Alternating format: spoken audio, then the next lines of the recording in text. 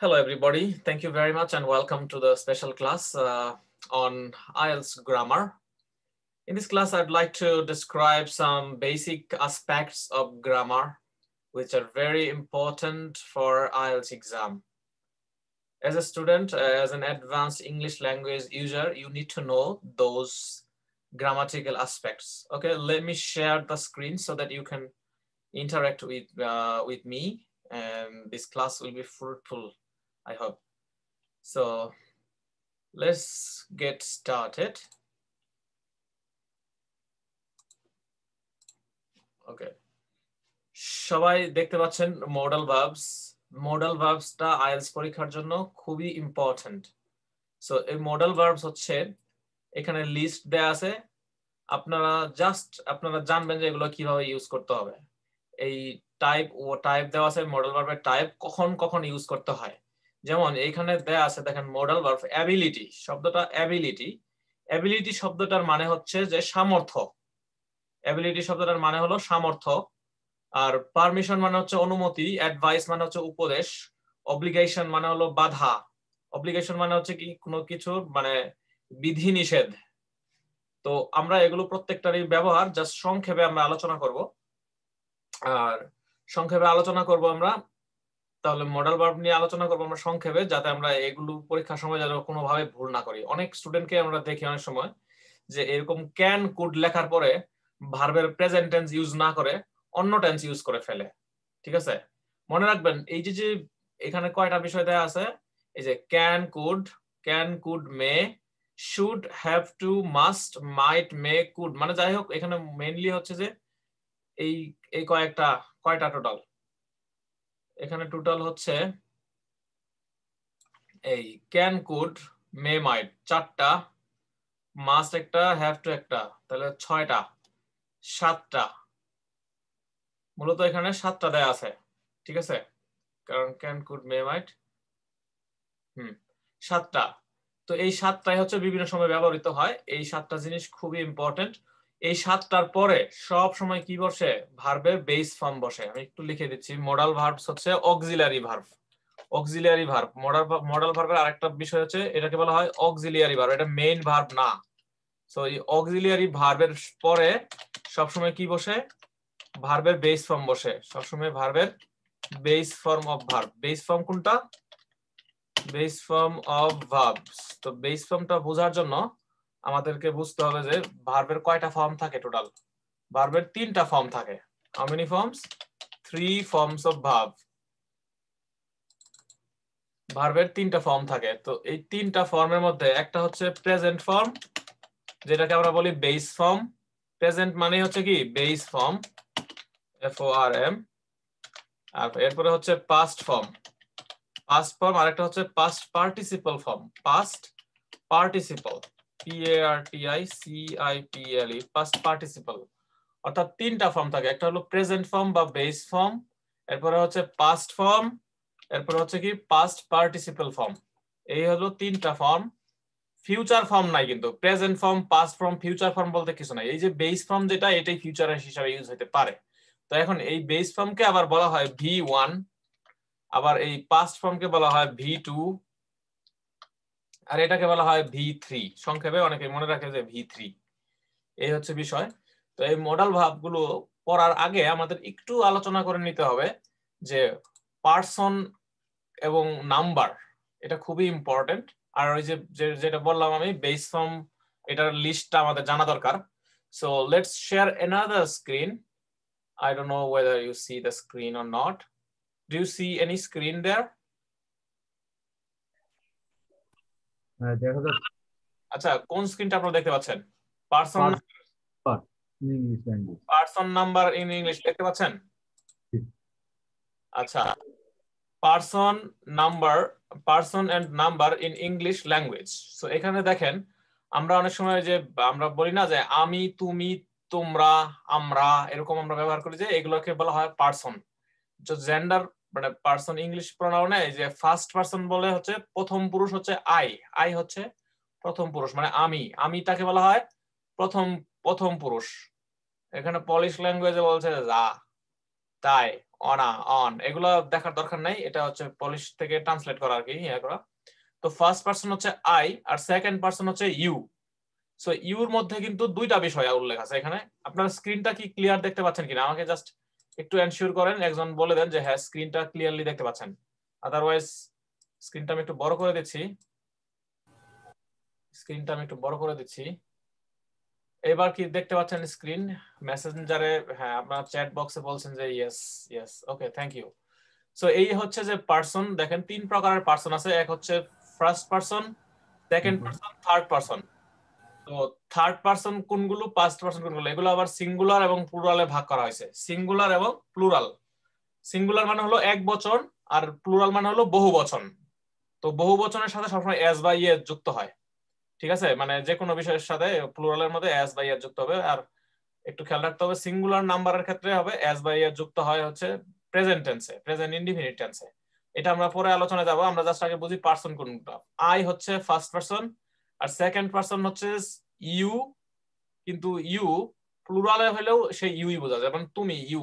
আমি যদি এখন বলি যে আই লাভ ইউ, মানে আমি তোমাকে ভালোবাসি, এটা একজনকে বললেও আই লাভ ইউ বলতে হবে। আর যদি আমি 10 জনকে একসাথে বলি সেটাও হবে আই লাভ ইউ। সবার জন্য একই, একটা ইউ দেয়া তুমিও বোঝায় তোমরাও বোঝায়। এটা হচ্ছে যে আপনি স্পিকিং এর সময় আপনি কাকে ইন্ডিকেট করে বলছেন, কয়জনকে ইন্ডিকেট করে বলছেন সেটা আপনি নিজেই বুঝবেন, আপনি জানবেন। ইউ, ইউ মানে তুমিও হইতে পারে আবার আপনিও বলা যেতে পারে, আবার ইউ মানে কি তুমিও হইতে পারে আপনিও হইতে পারে। আর হি মানে কি সে, এখন সেও হইতে পারে তিনিও হইতে পারে। এটা হলো জায়গা ভেদে আমরা অনুমান করে নিব যে কোনটার সময় কোনটা। তো এখানে খেয়াল করে দেখেন ইংরেজিতে কিন্তু ওই যে হি আর সি, এটা কিন্তু আপনি তুমি আলাদা ইংলিশ নাই, একই ইংলিশ, হি সি। আচ্ছা তাহলে দেখেন এই ফার্স্ট পারসন হচ্ছে আই, সেকেন্ড পারসন হচ্ছে ইউ, আর থার্ড পারসন হচ্ছে বাকি যা আছে সবই হবে থার্ড পারসন। আমি একটু এটা মনে রাখার জন্য চার্টের বাইরে আমি কথা বলতেছি। ফার্স্ট পারসন হচ্ছে আই, আই, ঠিক আছে, আই মানে হলো কি আমি।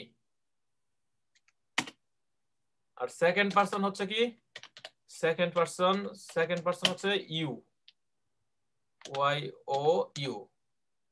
আর থার্ড পারসন হচ্ছে বাকি যা আছে সব থার্ড পারসন। কিন্তু এখানে প্লুরাল আর সিঙ্গুলারের একটা ব্যাপার আছে থার্ড পারসনের ক্ষেত্রে। থার্ড পারসন মানে ইউ বাদ দিয়া, মানে আমি আর তুমি, আমি তুমি আমরা তোমরা। ফার্স্ট পারসনের সাথে আই আর উই হচ্ছে ফার্স্ট পারসন, মানে আমরা, কর্তা নিজের পক্ষ থেকে যখন কোনো কিছু বলে যে আমি, আমরা, এটা হবে ফার্স্ট পারসন। তাহলে এই প্রথমটা হচ্ছে সিঙ্গুলার মানে একজন বোঝাবে, আর এই উই হচ্ছে আমরা, এটাতে প্লুরাল বোঝাবে। আর সেকেন্ড পারসনের ক্ষেত্রে হবে কি, সেকেন্ড পারসনের ক্ষেত্রে হবে ইউ। তাহলে ইউ হচ্ছে দুইটা ইউ, একটা হচ্ছে ইউ দেওয়া বোঝাচ্ছে যে একজন তুমি, আর ইউ দেওয়া বোঝাচ্ছে আবার হচ্ছে যে বহু মানুষ, কয়েকজন তুমি বোঝাচ্ছে, মানে তোমরা বোঝাচ্ছ। তাহলে একটা হচ্ছে সেকেন্ড পারসন সিঙ্গুলার আর এটা হচ্ছে সেকেন্ড পারসন প্লুরাল, দুইটা সেম। এটা হচ্ছে সিঙ্গুলার আর পরেরটা হচ্ছে কি, এটা হলো প্লুরাল। অ্যাকচুয়ালি কোনো দেখা কোনো উপায় নাই বোঝার, এটা আপনাদের জাস্ট অনুমান করে নিতে হবে যে আপনি যারে বলছেন, আপনি একদল মানুষকে যদি বলেন যে তারা মানে তোমরা, তাহলে হবে কি ইউ প্লুরাল হিসেবে কাউন্ট হবে। আর যখন আপনি যে আই হচ্ছে কি আমি একজন ব্যক্তি, এটা হবে সিঙ্গুলার নাম্বার, এটা হবে সিঙ্গুলার নাম্বার মানে হলো বচন, এক বচন দ্বিবচন বহু বচন এরকম। তাহলে এটা হলো সিঙ্গুলার। সিঙ্গুলার শব্দটার মানে হলো কি এক বচন, সিঙ্গুলার। আর এটা হলো কি প্লুরাল মানে হলো কি বহু বচন, প্লুরাল। এটা আমাদের জাস্ট জানতে হবে, এটা গ্রামারের পার্ট, মুখস্থ করে ফেলতে হবে এটা, ঠিক আছে। আচ্ছা আর থার্ড পারসন হচ্ছে কি, তাহলে যে আমি আমরা, তুমি তোমরা। আমি আবার বলছি, আমি আমরা, তুমি তোমরা। এই চারটা বিষয় বাদ দিয়ে পৃথিবীর যা কিছু আছে সব কিছুই হচ্ছে থার্ড পারসনের মধ্যে পড়ে যাবে। এখন ওই থার্ড পারসনের মধ্যে তাহলে কি কি আসতে পারে দেখেন, আসতে পারে ইট, ইট মানে হচ্ছে কি ইহা, তাহলে ইটটা হবে কি থার্ড পারসন। তারপর আসতে পারে কি হি, তারপর আসতে পারে কি সি, তারপর আসতে পারে কি করিম, হ্যাঁ ডেভিড, এরকম নাম আসতো, হ্যাঁ ডেভিড। আচ্ছা আর আসতে পারে এরকম যে দে মানে কি তারা, দে মানে কি তারা। তাহলে এখন আমি যদি বলি স্টুডেন্টস, STUDENTS। মনে করেন আপনার লাইফের সকল টিচারকে যদি ইন্ডিকেট করি তাহলে কি হবে? টিচার্স। টিচার্স, তাহলে এগুলো দিয়ে কি আমি তুমি বা আমি আমরা তুমি তোমরা এই চারটা বাদে কি বাকিগুলো তাহলে থার্ড পারসন নিশ্চয়ই। এই থার্ড পারসনের মধ্যে কোনটা দিয়া একজনকে বোঝায় আর কোনটা দিয়া বহু মানুষকে বোঝায় সেটার উপরে নির্ভর করবে কোনটা সিঙ্গুলার কোনটা প্লুরাল। যেটাতে একজন বোঝায় সেটা হবে সিঙ্গুলার, যেটাতে বহু মানুষ বোঝাচ্ছে সেটা হবে কি প্লুরাল। তাহলে এই যে ইটটা কি একজন না? ইট মানে কি ইহা, একটি। তাহলে হি মানে কি সে, কয়জন? একজন। তারপরে হি সি কয়জন? একজন। করিম বলতে কাকে বোঝানো হয়েছে? একজন ব্যক্তিকে বোঝানো হয়েছে। তাহলে এই একজন ব্যক্তি। ডেভিড বলতে কাকে বোঝানো হয়েছে? একজন ব্যক্তিকে বোঝানো হয়েছে। তাহলে দে হচ্ছে তারা। তারা বলতে কয়জন বোঝাইছে? অনেক মানুষ বোঝাইছে। স্টুডেন্টস বলতে কি একজন বোঝায় না বহু স্টুডেন্ট বোঝায়? বহু স্টুডেন্ট বোঝায়। টিচার্স বলতে কি বহু টিচার্স বোঝায়। তাহলে এখন আমি যদি এখানে বলি people of Bangladesh, PEOPLE, people of Bangladesh, বাংলাদেশের মানুষ। বাংলাদেশের মানুষ যদি বোঝায় তাহলে কি হবে? বাংলাদেশের মানুষ। তাহলে এটা কি সিঙ্গুলার না প্লুরাল? পিপল বলতে কি একজন বোঝায় না বহু মানুষকে বোঝায়? বহু মানুষকে বোঝায়। তাহলে just respond in the chat box, তাহলে আমি একটু বুঝতে পারবো আপনারা কথা বলেন, অথবা একজনে একটু যার এখানে সাউন্ড প্রবলেম নাই সে একটু সাড়া দিবেন। হ্যাঁ, তাহলে দেখেন ইট, হি, সি এগুলো হচ্ছে সবকিছু মানে আমি আমরা তুমি তোমরা এই দুইটা বিষয় বাদে বাকি যা আছে পৃথিবীতে সবই হচ্ছে কি থার্ড পারসন সিঙ্গুলার। আমি আমরা তুমি তোমরা যেটা দিয়ে একজন বোঝায় সেটা হলো সিঙ্গুলার, আর যেটাতে দুইজন বোঝায়, পাঁচজন বোঝায়, 10 জন বোঝায় সেটা হবে কি প্লুরাল। তাহলে ইংরেজি ভাষায় আমরা এটা খেয়াল করবো সবসময় কি একটা হচ্ছে সিঙ্গুলার আর একটা হচ্ছে plural. Singular form, plural form. Bangla ভাষায় হলো মানে বাংলা ভাষায় হচ্ছে দ্বিবচনও আছে। হ্যাঁ, এক বচন, দ্বিবচন, বহু বচন এরকম আছে। তাহলে এখানে আমরা খেয়াল করবো ইংরেজিতে আমরা দুইটা আছে মানে বচন আছে, একটা হলো সিঙ্গুলার আর একটা হচ্ছে প্লুরাল। এখন আচ্ছা, এই যে সিঙ্গুলার থার্ড পারসনের ক্ষেত্রে একটা বিশেষ নিয়ম আছে, এটা আমাদের একটু জানতে হবে। এই থার্ড পারসনের সাথে রিলেটেড হচ্ছে টেন্সের সাথে একটা রিলেশন আছে। যেমন ধরেন আমরা জানি ভার্বের তিনটা ফর্ম আছে।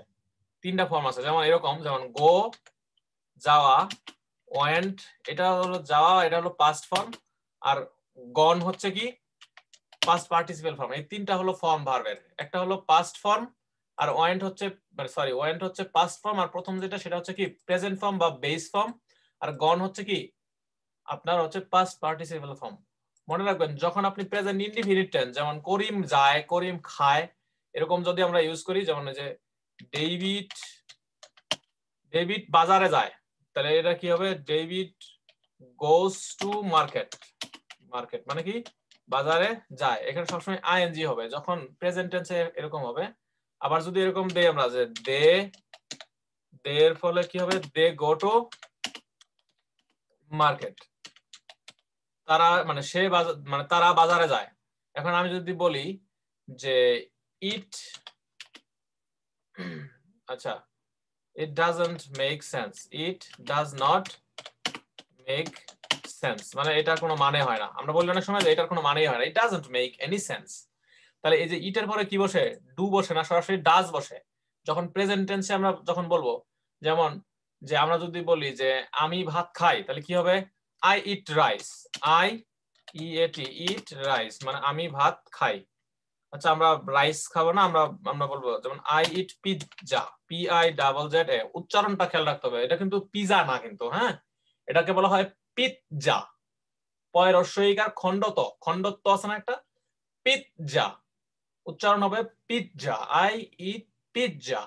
তাহলে আমি শুধুমাত্র থার্ড পারসন সিঙ্গুলার যেটা বোঝা যায় মানে যে ইট, হি, সি, ডেভিড, করিম, যেটাতে একজন বোঝাবে এবং একজন বোঝাবে, এটা হলো ফার্স্ট পারসন সিঙ্গুলার, কি বলে এটা হলো singular number, third person singular number.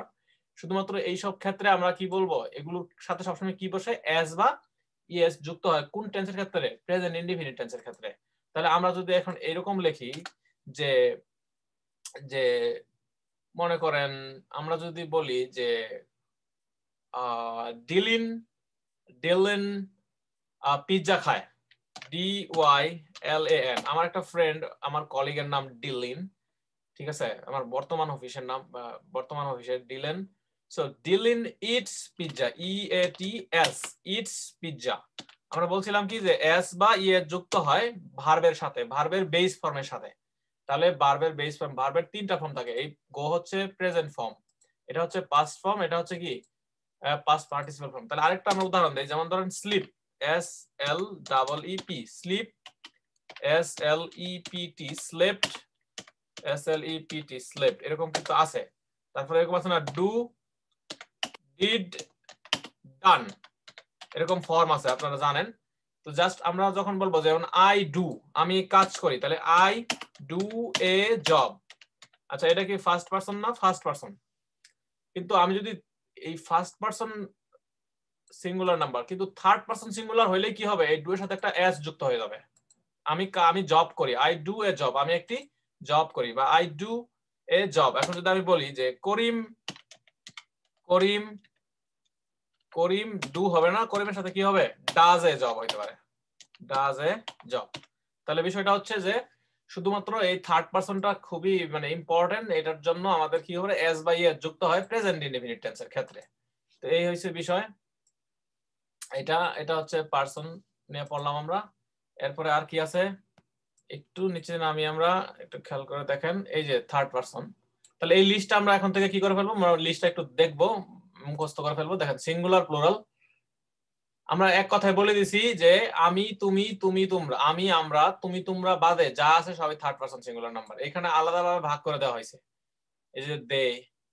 আমি আরো বিস্তারিত উদাহরণ দিয়ে দিচ্ছি এখানে, আপনারা জাস্ট এটা একটু খেয়াল করবেন। এই যে উপরের যে লেখা দিচ্ছি, এই যে ফার্স্ট পারসন, ফার্স্ট, সেকেন্ড আর থার্ড, এটা আপনারা খেয়াল করবেন। আচ্ছা, এইবার আমরা আরেকটা বিষয়ে যাচ্ছি, pronoun chart. Pronoun I, you, he, she এরকম দেয়া আছে। প্রোনাউন কত প্রকার এখানে দেখেন।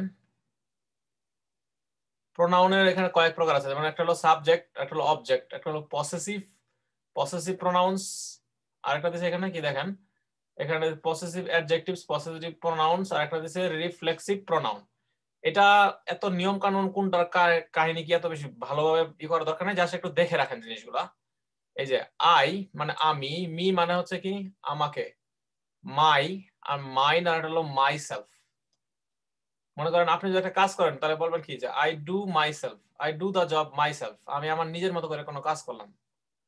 আচ্ছা, আই, এই যে ইউ, ইয়োর, ইয়োর সেলফ, এই যে she, her, her, hers, herself, তারপরে we, us, our, ours, hour selves.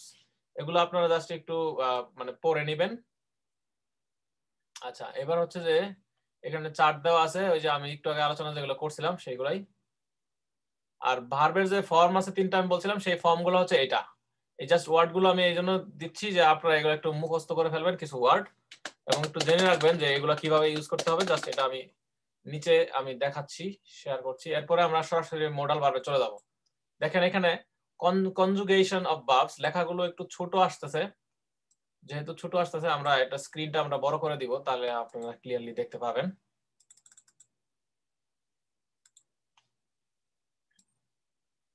আচ্ছা, আমি লেখাগুলো বড় করে দিলাম,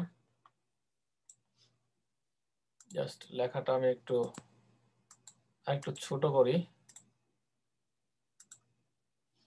আচ্ছা, এবার মনে হয় ক্লিয়ারলি দেখতে পাচ্ছেন। হ্যাঁ, এই যে অ্যারাইজ মানে কি, অ্যারাইজ উঠা, অ্যারাইজ, অ্যারোজ, অ্যারাইজেন। এরপরে এওয়া ঘুম থেকে উঠা, এওক, এওকেন। B was were. এরপরে বিয়ার মানে সহ্য করা, বা বিয়ার বোর বর্ন। বিকাম মানে হওয়া, বিকেম, বিকাম, এরকম লিস্ট আছে। হ্যাঁ, তারপরে দেখেন এই যে এখানে লেখা আছে বার্স্ট, ইট, ক্যাচ, কট, কট। চুজ মানে পছন্দ করা, চুজ, চুজ, চুজ, চোজেন। তারপরে যে ক্লিং, ক্লাং, ক্লাং, কাম, কেম, কাম, এরকম ওয়ার্ডের লিস্ট দেওয়া আছে, এবং এগুলোর অর্থ আপনারা সবাই আশা করি জানেন। আর না জানলে এগুলো জেনে নিতে হবে সবকিছু। মানে eat, ate, eaten, draw, drew, drawn, do, did, done. Dive মানে হচ্ছে ডুবা, ডুবে যাওয়া বা ডুব দেওয়া, dive, dived, or dove, dived something. হ্যাঁ, ফল মানে হচ্ছে কি, যে ফল, ফেল, ফলেন, পড়ে যাওয়া। তাহলে পাস্ট প্রেজেন্ট টেন্সে হবে ই, ফল, আর ফেল হচ্ছে পাস্ট টেন্স, ফলেন হচ্ছে কি পাস্ট পার্টিসিপল ফর্ম। ফিড মানে হচ্ছে খাওয়ানো, দেখেন এখানে দেয়া আছে ফিড মানে হচ্ছে কি খাওয়ানো, ফিড, ফেড, ফেড এরকম দেয়া আছে এগুলো। তাহলে এরকম তিনটা ফর্ম, তাহলে একটা হচ্ছে বেস ফর্ম আর একটা হচ্ছে পাস্ট ফর্ম। তো আমরা যেটা করব যে মডাল ভার্ব গুলো যখন আমরা ইউজ করব সবসময় আমরা কি করব বেস ফর্ম ব্যবহার করব। So let's discuss about modal verbs now. আচ্ছা, সবাই এখন আপনারা মডাল ভার্বস নিয়ে আমরা এখন আলোচনা করব। মডাল ভার্বস এর শীটটা আপনারা সবাই দেখতে পাচ্ছেন কিনা একটু জাস্ট আমাকে একটু এনশিওর করেন যে you see clearly modal verbs. তাহলে মডাল ভার্বস, কেন মডাল ভার্বস আমরা ব্যবহার করি এটা আমরা ডিসকাস করি। মডাল ভার্বস আমরা কেন ব্যবহার করি, কি কারণ মডাল ভার্বস ইউজ করার জন্য। মডাল ভার্বস ব্যবহার করার, আচ্ছা স্ক্রিন ক্লিয়ারলি দেখা যাচ্ছে আশা করি সবাই দেখতে পাচ্ছেন। সো এই মডাল ভার্বস আমরা ব্যবহার করি বেশ কয়েকটা কারণে। এক নাম্বার কারণ হচ্ছে নেসেসিটি, কোনো কিছু গুরুত্ব বোঝানোর জন্য, নেসেসিটি বোঝানোর জন্য, প্রয়োজনীয়তা বোঝানোর জন্য আমরা মডাল ভার্বস ইউজ করি। এবং যে কোনো কিছুর পসিবিলিটি বা সম্ভাবনা বোঝানোর জন্য আমরা মডাল ভার্ব ইউজ করি।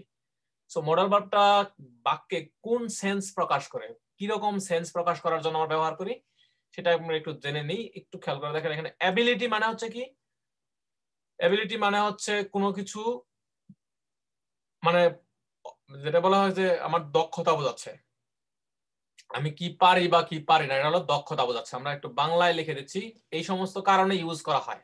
তাহলে আমরা একটু বাংলায় যদি একটু লিখে নেই, দক্ষতা প্রকাশ করার অর্থে আমরা ব্যবহার করি। তাহলে এই অ্যাবিলিটিটা কেন ব্যবহার করা হয়, দক্ষতা। সো দক্ষতা হচ্ছে ওকে, দক্ষতা, দক্ষতা মানে হচ্ছে অ্যাবিলিটি মানে হলো দক্ষতা। তো দক্ষতা হচ্ছে যেমন ক্যান, কুড আমরা ব্যবহার করব। যেমন আমরা যদি বলি এরকম যে David can speak, David can speak, তাহলে নিয়মটা হচ্ছে কি এই ধরনের সেন্টেন্স যখন আমরা লিখবো তখন নিয়ম হচ্ছে যে সব সময় আমাদের কি করতে হবে, ভার্বের সাথে, এই মডাল ভার্বের সাথে সবসময় কি করবে, বেস ফর্ম বসাইতে হবে, ভার্বের বেস ফর্ম। তাহলে মডাল ভার্বের সাথে সবসময় কি ব্যবহার করতে হয়, বেস ফর্ম ব্যবহার করতে হয়। আমরা লিখি এই যে মডাল ভার্ব, মডাল ভার্বের সাথে কি হবে, ভার্বের এক নাম্বার ফর্ম ব্যবহার করতে হবে প্লাস, মডাল ভার্বের সাথে কি বসাবো আমরা, প্লাস ওই যে V1, ওই যে আমরা তিনটা পড়ছিলাম না কনজুগেশন অফ ভার্ব, বলছিলাম না যে গো, ওয়েন্ট, গন, তারপরে আমরা বলছিলাম ডু, ডিড, ডান, এরকম তিনটা করে ফর্ম আছে যে প্রথম ফর্ম যেটা সেটা বসাইতে হয়, ঠিক আছে। তাহলে এবং এরপরে বসাইতে হয় সাবজেক্ট, এরপরে বসাইতে হবে অবজেক্ট, ঠিক আছে, object and others, object plus others. Others বলতে এখন গ্রামারের অনেক পার্ট থাকতে পারে, প্রিপজিশন থাকতে পারে, অনেক কিছু থাকতে পারে, সেটা হইতে পারে। তো আমরা সেন্সটা বুঝি। তাহলে ডেভিড কথা বলতে পারে, কয়টা ভাষায় কথা বলতে পারে ডেভিড, তিনটা ল্যাঙ্গুয়েজে কথা বলতে পারে। তাহলে আমরা কি বলতে পারি, ডেভিড ক্যান স্পিক। তাহলে এই স্পিকটা হবে হলো স্পিক, স্পোক, স্পোকেন, তিনটা ফর্ম আছে না, তাহলে আমরা প্রথম ফর্মটা নিব সবসময় ক্যানের পরে। বা এই যে লিস্টটা আছে, এই লিস্টে কয়টা ফর্ম আছে, এখানে কয়টা আছে আমরা দেখছি, এখানে মডাল ভার্ব কয়টা, ক্যান, কুড, মে, মাইট, তারপরে যে শুট, এগুলো সবসময় কি বসবে, এগুলোর পরে অলওয়েজ ভার্বের বেস ফর্ম বসবে, মানে প্রথম ফর্মটা বসবে। তাহলে এখানে দেখেন David can speak 3 languages, David তিনটি ভাষায় কথা বলতে পারে। তাহলে আমি যদি বলি he could speak fluent French when he was 5, মানে কুড মানে হলো পারতো, একটা হচ্ছে বর্তমান কালে বোঝাবে আর একটা হচ্ছে কি বলবো অতীত কালে বোঝাবে। ডেভিড 3 ভাষায় কথা বলতে পারে, এটা হচ্ছে একটা আমরা পড়লাম। আবার যদি এরকম বলি যে ডেভিড 3 ভাষায় কথা বলতে পারতো, যদি এরকম বলতাম তাহলে আমরা বলতাম কি, এই যে ক্যানের জায়গায় কি হইতো, ক্যান টাকাইটা দিয়ে কি হবে, আমরা কুড বসামো, C O U G H T, could. তাহলে এটার বাংলা অর্থটা হচ্ছে এরকম যে ডেভিড ক্যান স্পিক 3 ল্যাঙ্গুয়েজেস, বর্তমান কালে হলে হবে ডেভিড ক্যান, ডেভিড 3টা ভাষায় কথা বলতে পারে। তাহলে পারা মানে কি, দক্ষতা বোঝাচ্ছে। আবার যদি এরকম ভাবে বলি যে ডেভিড 3 ভাষায় কথা বলতে পারতো, আগে পারতো, তাহলে সেক্ষেত্রে হবে কি, ডেভিড কুড, এটা হবে কি পাস্ট। একটা হচ্ছে পাস্টের ক্ষেত্রে মানে অতীত কালের ক্ষেত্রে ব্যবহার করা হয়। তাহলে এখন আমি যদি বলি যে একটা হবে পাস্ট আর একটা হবে কি প্রেজেন্ট, তাহলে ক্যানটা ব্যবহার করি আমরা কোন সময়, প্রেজেন্টের ক্ষেত্রে। প্রেজেন্ট মানে হলো বর্তমান কাল। তো এখন যদি বর্তমান কালে আমি যদি বলি যে আমি নাচতে পারি, তাহলে কি হবে, আই ক্যান ড্যান্স, আমি নাচতে পারি। তাহলে আমি যদি বলি আমি নাচতে পারতাম, তাহলে কি হবে, আই কুড ড্যান্স, আমি নাচতে পারতাম। আচ্ছা আমি যদি বলি আই ক্যান সুইম, আমি সাঁতার কাটতে পারি। তাহলে আমি যদি অতীতকালে বলি তাহলে কি হবে? আই কুড সুইম, এরকম হবে। তাহলে সবসময় এগুলোর পরে কি, যে সুইমটা কোন ফর্ম? ভার্বের প্রথম ফর্ম, সুইম, সোম, সোম, অর্থাৎ সুইমের প্রথম ফর্মটা আমাদের নিতে হবে। এই জন্য আমাদের ওই যে কনজুগেশন অফ ভার্বস, ভার্বের যে 3টা ফর্ম সেগুলো আমাদের মুখস্থ করে ফেলতে হবে। ওই যে গো, ওয়েন্ট, গন, তারপর ডু, ডিড, ডান, তারপরে থিঙ্ক, থট, থট, এরকম 3টা ফর্ম থাকে না? এই ফর্মগুলো আমাদের মুখস্থ করতে হবে যাতে এগুলো আমাদের সঠিক জায়গায় আমরা ইউজ করতে পারি। তাহলে ক্যান হচ্ছে বর্তমান কালে পারত, মানে দক্ষতা বোঝাবে, আর অতীতকালের দক্ষতা বোঝাতে হলে কুড ব্যবহৃত হবে। তাহলে এইটা হচ্ছে দক্ষতার উদাহরণ। আর পারমিশন মানে তো আমরা সবাই অনুমতি জানি, তো এটা অনুমতি। সো অনুমতি, লেখাটা সুন্দর করার জন্য চেষ্টা করতেছি। অনু,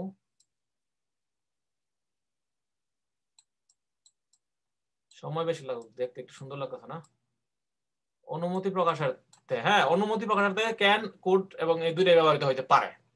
এই দুইটাই আবার অনুমতির ক্ষেত্রে ব্যবহার হতে পারে, মে অনুমতির ক্ষেত্রে ব্যবহার, যেমন হতে পারে আপনি যদি বলেন can I sit in the chair please, can I মানে হচ্ছে কি, আমি কি বসতে পারি, আমি কি চেয়ারে বসতে পারি। তাহলে আপনি কি বলতে পারবেন না যে sir can I ask you a question, বলতে পারবেন না? পারবেন। কিন্তু ক্যান না বললে মে বললে সুন্দর লাগে। হ্যাঁ, may I ask you a question sir, সবগুলোই কিন্তু পারমিশন বোঝাচ্ছে, বাট মে বললে সুন্দর লাগে।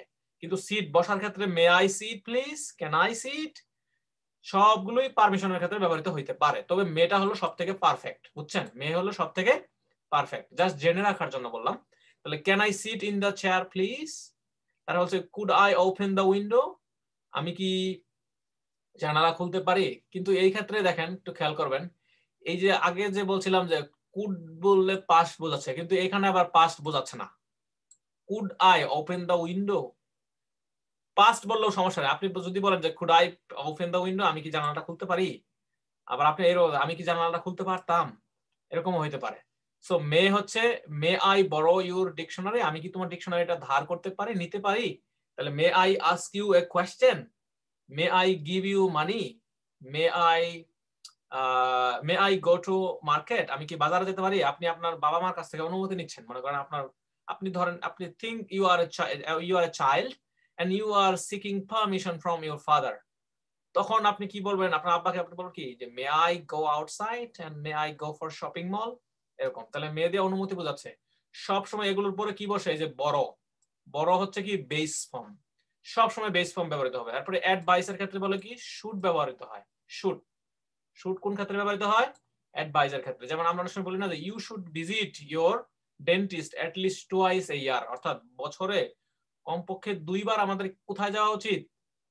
ডেন্টিস্টের কাছে যাওয়া উচিত। ডেন্টিস্টের কাছে বছরে কয়বার যাওয়া উচিত? 2বার যাওয়া উচিত, এটা বলা হয়েছে এখানে। তাহলে দেখেন, you should try to lose weight, তোমার উচিত try to lose lose weight. তাহলে এই যে ট্রাই, ট্রাই হচ্ছে বেস ফর্ম, ভার্বের 1 নম্বর ফর্ম। ট্রাই, ট্রাইড, ট্রাইড, 3টা ফর্ম থাকে না? সবসময় প্রথম ফর্ম নেবেন। এই যে এই ক্যান, কুড, মে, মাইট, এগুলোর উপর সবসময় ভার্বের 1 নম্বর ফর্ম বসবে, এটাতে যেন কোনো সময় ভুল না হয়। এই ভুলটা কিন্তু খুবই মানে মারাত্মক ভুল। তাহলে দেখেন, you should visit your dentist at least twice a year, বছরে 2বার ডেন্টিস্টের কাছে যাওয়া উচিত। তাহলে আমি যদি বলি যে যে তোমার আইএলস এর জন্য প্রতিদিন 4 ঘন্টা করে পড়া উচিত, তাহলে এটার বাক্য রচনা আপনারা একটু চ্যাট বক্সে একটু করে দেখান আমাকে। তোমার প্রতিদিন 4 ঘন্টা করে পড়া উচিত, আইএলস এর জন্য প্রতিদিন কয় ঘন্টা করে? 4 ঘন্টা পড়া উচিত। তাহলে এটা কিভাবে আমরা বলবো, কিভাবে? আচ্ছা, একজন একজন আপনারা বলতে পারেন, হ্যান্ড ভার্চুয়াল হ্যান্ড আপ করেন, যে এক্সাম্পল দিতে চাইবেন, 2টা করে এক্সাম্পল দিবেন সবাই, ঠিক আছে? এই অ্যাডভাইস দিয়া, অ্যাডভাইস একটা বাক্য রচনা করেন। I'm just asking you to participate. Okay. Go to bed early. Okay. So you should go to bed early, এরকম বলতে পারি আমরা। আমরা should এর ব্যবহার বলতেছি আমরা, হ্যাঁ? তাহলে আমরা যদি বলি you should speak English language, you should practice English, you should learn how to swim, তোমার সাঁতার কাটা শেখা উচিত, you should drive private car before coming to Canada, Canada আসার আগে ড্রাইভিং শেখা উচিত। এরকম উপদেশ দেওয়ার ক্ষেত্রে আমরা কি ব্যবহার করব? শুড ব্যবহার করব, ঠিক আছে? মনে রাখবেন, এই শুডের মতো আরেকটা আছে, সেটা হলো ought to, O U GHT, কিন্তু সাথে একটা টু ব্যবহার করতে হবে, ought to। তাহলে she ought to learn English, they ought to মানে should। তাহলে আমরা যদি বলি এরকম যে government should take some initiatives for developing our roads and highway, তাহলে এখানে গভর্নমেন্ট অট টু বলা যেতে পারে, শুডও বলা যেতে পারে। তাহলে আমরা আইএলটিএস এর এসএ লেখার সময় এই শুডটা আমরা প্রচুর পরিমাণে ইউজ করি, ঠিক আছে। তারপরে আমরা যখন জিটির লেটার রাইটিং এ কিন্তু আমরা যখন লেটার অফ কমপ্লেইন্ট যখন আমরা লিখবো তখন কিন্তু আমরা বলবো যে the restaurant should be, the restaurant owner should arrange some seating capacity, should focus on the seating capacity, should focus on the quality services। এরকম আমরা কিন্তু অনেক সময় অ্যাডভাইস দেই। অনেক সময় থাকে না যে recently you have visited a restaurant and you found something unusual and some complaints, make a complaint letter, বলে না write a complaint letter and give recommendations. তখন আপনি রেকমেন্ড করবেন না যে you should focus on the seating capacity and you should focus on the behavior of the staff, something এরকম আমরা বলবো। তাহলে শুডটা আমরা ব্যবহার করব। মনে রাখবেন শুডের পরে সবসময় কি বসবে, এই সবগুলো মডাল ভার্বের পরে আমাদের ভার্বের প্রথম যে ফর্মটা সেটা আমাদের বসাইতে হবে। এইবার আমরা চলেন পরের চলে যাচ্ছি আমরা। পরে কি বোঝাচ্ছে দেখেন, অ্যাডভাইসের পরে এখানে আরো আছে অনেক কিছু, অব্লিগেশনও বোঝাচ্ছে। অব্লিগেশন দিয়ে কি বোঝাচ্ছে আমরা এটা একটু এখন প্র্যাকটিস করব। অব্লিগেশন মানে কি বাধ্যবাধকতা, মানে বাধ্যবাধকতা। অব্লিগেশন দিয়ে কি বোঝায়, বাধ্যবাধকতা। তো এইখানে একটা খুব ইম্পর্টেন্ট একটা লেসন, এটা আমাদের খেয়াল রাখতে হবে। মনে রাখবেন মাস্ট আর হ্যাভ টু এই দুইটা দিয়ে বাধ্যবাধকতা বোঝায়। তো এখন যদি কেউ বলে I must memorize all of this rules about tenses, টেন্সের আবার সবকিছু আমাদের কি করে রুলস রেগুলেশন গুলো আমাদের কি করতে হবে, শিখতে হবে। তাহলে এটা হলো হবে, শিখতে হবে, করতে হবে, যেতে হবে, এরকম অব্লিগেশন, বাধ্যতামূলক বোঝাচ্ছে। এখন কথা হলো যে বক্তা যখন কোনো কিছু নিজের তাগিদে, নিজের প্রয়োজনে বা সমাজের জন্য প্রয়োজন মনে করে কোনো কিছু যখন করে এবং তার নৈতিক দায়িত্ব থেকে যখন কোনো কিছু করে তখন সেটাকে আমরা মাস্ট ইউজ করব। মাস্ট হচ্ছে কি নৈতিক কারণে আমরা ব্যবহার করি। যেমন আমি যদি বলি যে আমার সমাজে অবদান রাখতে হবে, তাহলে আমি বলবো I must contribute to the society. এই জন্য আপনাকে কেউ মারবেও না, কেউ আপনাকে ধরবেও না। যদি আপনি নাও করেন সেবা, কেউ আপনাকে ধরবে না। কিন্তু অফিসে যদি আপনি কাজ না করেন তাহলে কিন্তু আপনার বেতন আটকাই দিবে, আপনার জবও চলে যেতে পারে। সেই ক্ষেত্রে আমরা হ্যাভ টু ব্যবহার করব। আচ্ছা, তাহলে অনেক সময় এরকম হয় যে যেমন ধরেন আপনি আইএলটিএস পরীক্ষা দিবেন, আপনি যদি লেখাপড়া না করেন তাহলে তো আপনি ভালো স্কোর করতে পারবেন না। আপনার বাবা মা আপনাকে বকা দিবে, শরম পাবেন। মানুষের চাপের মধ্যে যখন আপনি করেন তখন ওই ক্ষেত্রে আমরা হ্যাভ টু ব্যবহার করব। যেমন আপনি যদি বলেন I have to do better in IELTS exam, কারণ না যদি করেন তাহলে আমরা সবাই মনে করবো যে না, সে তো পড়াশোনা করে নাই, সে তো কি করলো এটা, হ্যাঁ এরকম। আমরা যখন অন্যের চাপে যখন আপনি কোনো কিছু করবেন তখন আমরা হ্যাভ টু ব্যবহার করব। তাহলে অফিসে যদি আপনি কাজ থাকে কোনো, তাহলে অব্লিগেশন মানে হলো কি বাধ্যবাধকতা। এটার মানে হচ্ছে কি, অব্লিগেশন মানে হচ্ছে কি বাধ্যবাধকতা। কিন্তু বাধ্যবাধকতাটার মধ্যে আবার বুঝতে হবে যে এটা কি আমার নিজের প্রয়োজনে, এটা কি কারো চাপে পড়ে আমরা করতেছি কিনা। বাধ্যবাধকতা তার মানে হচ্ছে কি বিধি নিষেধ, এরকম বোঝাচ্ছে। তাহলে must, I must memorize all the rules and regulation. তাহলে এটা আপনি যদি টেন্সের যে গ্রামাটিক্যাল গুলো না যদি শিখেন তাহলে আপনাকে নিয়ে কি কেউ কি মানে আপনার বাবা মা বা সমাজ কেউ কি খুব মাইন্ড করবে? না শিখলে করবে না। আপনার নিজের জন্যই আপনি যখন করবেন তখন মাস্ট ইউজ করবেন। I must learn English language, I must serve the society, I must do something for the community. এগুলোর পরে আমরা মাস্ট ব্যবহার করব। আচ্ছা, তাহলে মাস্ট। তাহলে আমি যদি বলি আচ্ছা রামিম, তুমি আইএলটিএস এর জন্য প্রিপারেশন নিচ্ছ, তোমার আম্মু তোমাকে অনেক আশা করে পাঠাইছে আমার কাছে, তাহলে তোমাকে কি করতে হবে যে you have to study seriously, you have to, না হলে তোমার আম্মু তোমার বকা দিবে, ঠিক আছে।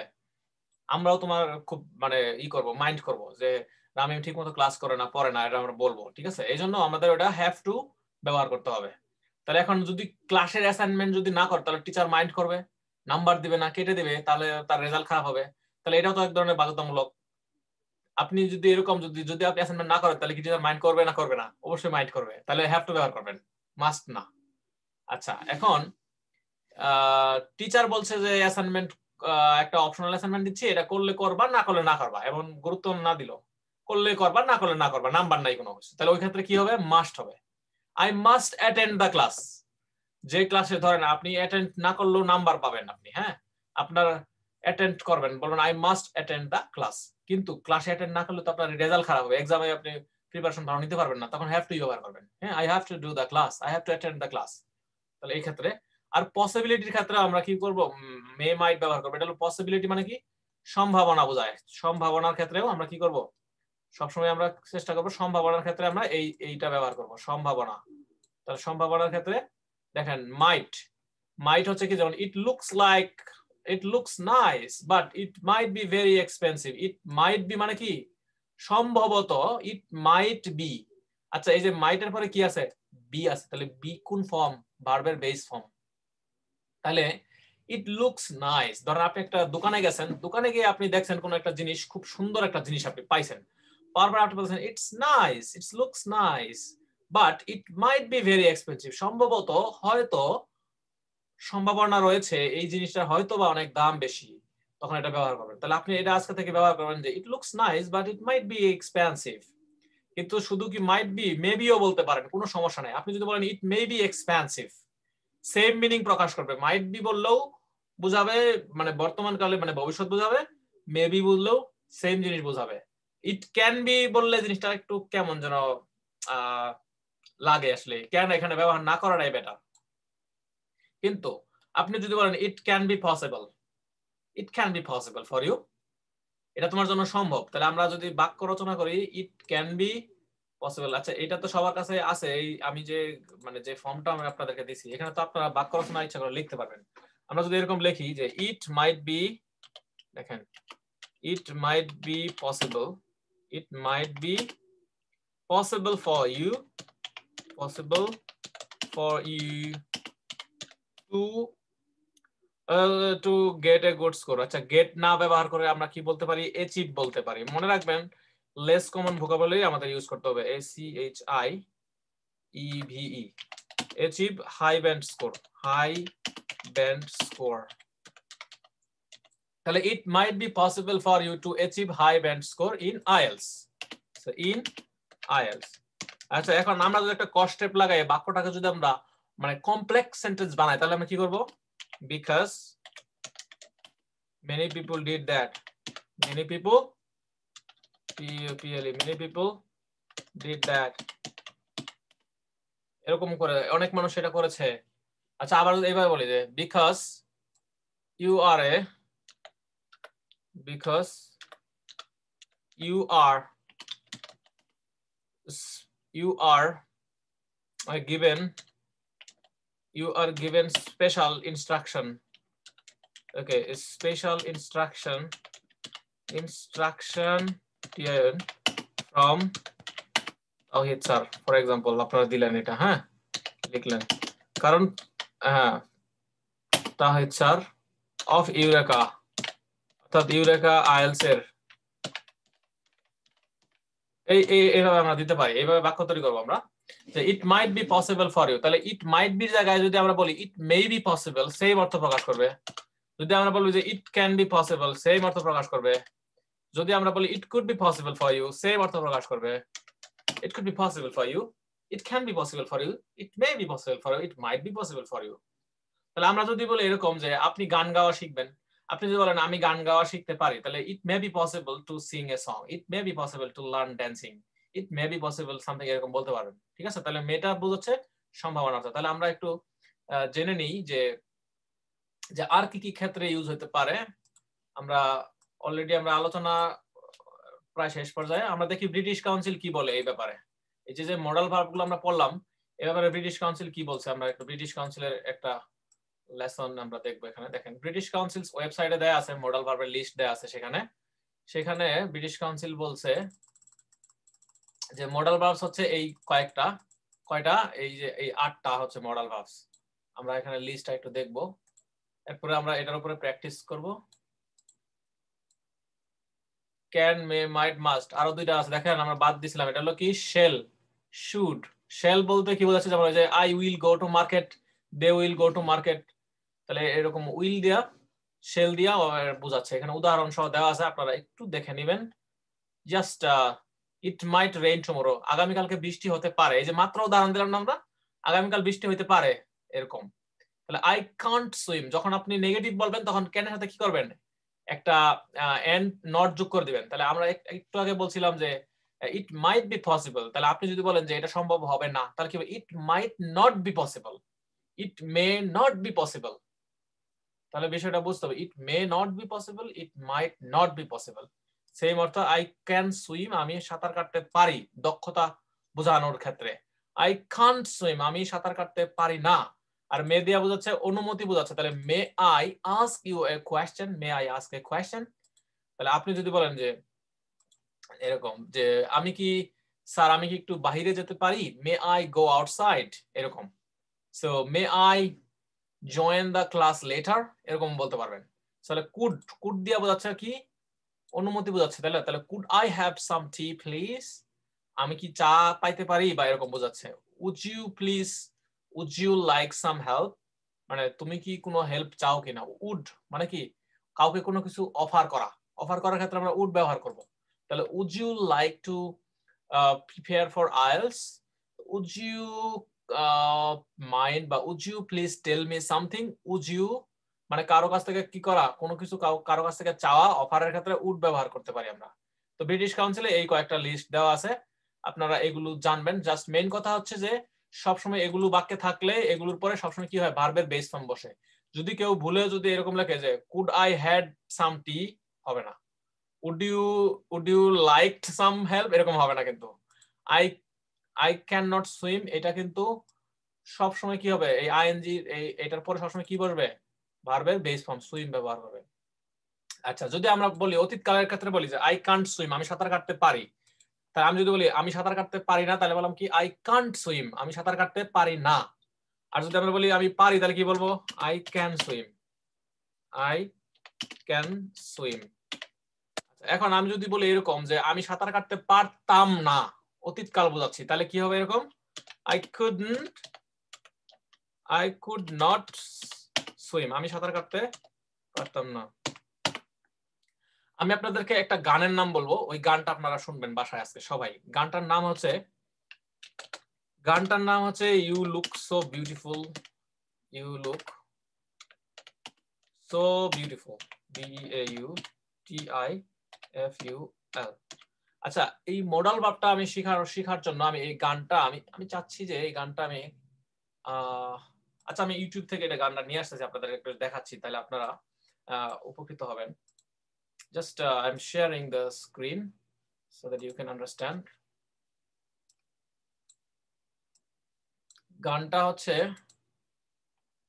আচ্ছা, ইউ লুক সো বিউটিফুল, হ্যাঁ, you look so beautiful in white. এখন এই গানটার মাধ্যমে আমরা মডাল ভার্ব খুঁজবো, যে মডাল ভার্বের পরে আইএনজি যে ব্যবহৃত হয় সেটা আমরা খুঁজবো, কেমন? So when you listen to music, always look for these things. These are very important for you. সবকিছু তো আমাদের মুখস্থ করা সম্ভব না, অনেক সময় গান দেখেও কিন্তু আমরা কিন্তু চর্চা করতে পারি। একটু খেয়াল করে দেখেন।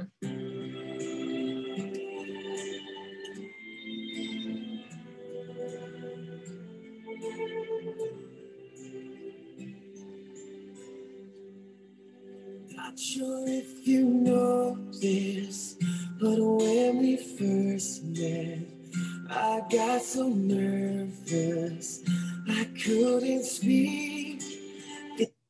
আপনারা কি পাইছেন? I couldn't speak মানে কি? I got so nervous I couldn't speak মানে আমি কথা বলতে পারতাম না। এটা কি মডাল ভার্ব না? খেয়াল করছেন, এটার পাস্ট বুঝাইছে। So did you understand, have you understand, got the point? গানের মধ্যে আমরা বুঝতে পারছি না মডাল ভার্বটা? Yes, sir. ওকে, সো এইটাই। এবার আমরা গান শুনবো, গান শুনে শুনে আমরা কি করব, এই যে I got so nervous I couldn't speak, আমি নার্ভাস হয়ে গেছিলাম, আমি কথা বলতে পারতাম না, এরকম বোঝাচ্ছে।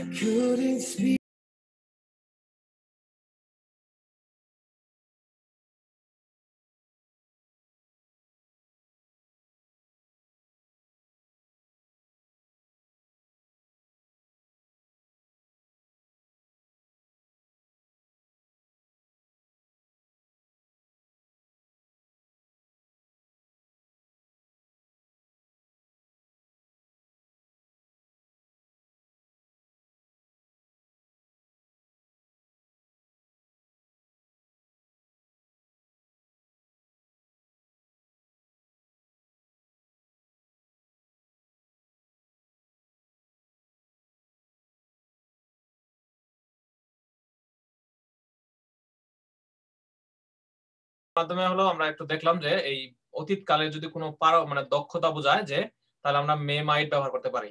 তাহলে এখানে আমরা দেখলাম যে আই কুডন্ট স্পিক, ক্যান এর মানে একটা জাস্ট অতীত বোঝানোর জন্য ওই কুড ব্যবহার করা হয়েছে। তো যাই হোক আজকে এই পর্যন্তই আমাদের আজকের যদি ক্লাসটা সবার ভালো লেগে থাকে অবশ্যই আপনারা সবাই কমেন্ট করে জানাবেন। আর আর আমরা হচ্ছে আইএলটিএস এর একটা বিশেষ ক্লাস শুরু করব এখনই আপনাদের সবার জন্য। জাস্ট 2 থেকে 3 মিনিটের মধ্যে আমরা নতুন আরেকটা ক্লাস শুরু করব। So I am going to stop the recording now. So কারো কোনো কোয়েশ্চেন থাকলে অবশ্যই রেকর্ড স্টপ হয়ে যাওয়ার পরে আপনারা প্রশ্ন করবেন, আপনাদের সকল প্রশ্নের আমরা উত্তর দিব। তো যাই হোক নেক্সট সেশনের জন্য আমন্ত্রণ জানাচ্ছি আর ধন্যবাদ দিচ্ছি সবাইকে ক্লাসে জয়েন করার জন্য। Thank you very much and have a good time for you.